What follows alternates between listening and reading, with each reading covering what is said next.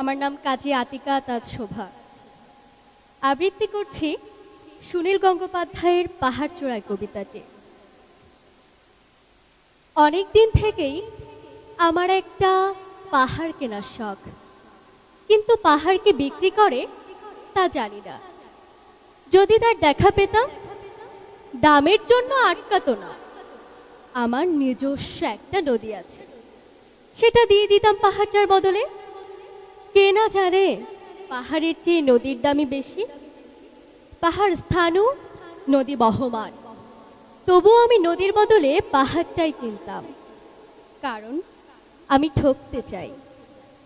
নদীটা অবশ্য কিনেছিলাম একটা দ্বীপের বদলে।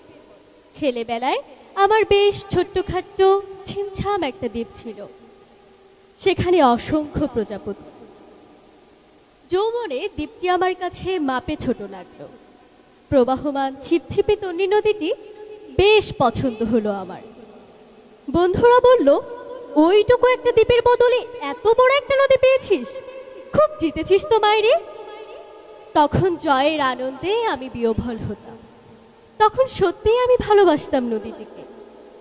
নদী আমার অনেক প্রশ্নের উত্তর দিত, যেমন, বলতো আজ সন্ধেবেলা বৃষ্টি হবে কিনা। সে বলতো, আজ এখানে দক্ষিণ গরম হাওয়া। শুধু একটা ছোট্ট দ্বীপে বৃষ্টি, সে কি প্রবল বৃষ্টি, যেন একটা উৎসব। সেই দ্বীপে আমি আর যেতে পারি না। সে জানতো, সবাই জানে, শৈশবে আর ফেরা যায় না। এখন আমি একটা পাহাড় কিনতে চাই। সেই পাহাড়ের পায়ের কাছে থাকবে গহন অরণ্য। আমি সেই অরণ্য পার হয়ে যাব। এরপর রুক্ষ কঠিন আকাশ, নিচে বিপুলা পৃথিবী, চরাচরে তীব্র নির্জনতা। সেখানে আমার কণ্ঠস্বর কেউ শুনতে পাবে না। আমি ঈশ্বর মানি না, তিনি আমার মাথার কাছে ঝুঁকে দাঁড়াবেন না।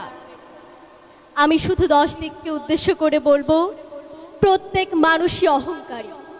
এখানে আমি একা, এখানে আমার কোনো অহংকার নেই। এখানে জয়ী হবার বদলে ক্ষমা চাইতেই ভালো লাগে। হে 10 দিক, আমি কোনো দোষ করিনি, আমাকে ক্ষমা করো, আমাকে ক্ষমা করো। ধন্যবাদ। ধন্যবাদ কাজী আতিকা তাজ শোভাকে তার সুন্দর পরিবেশনার জন্য।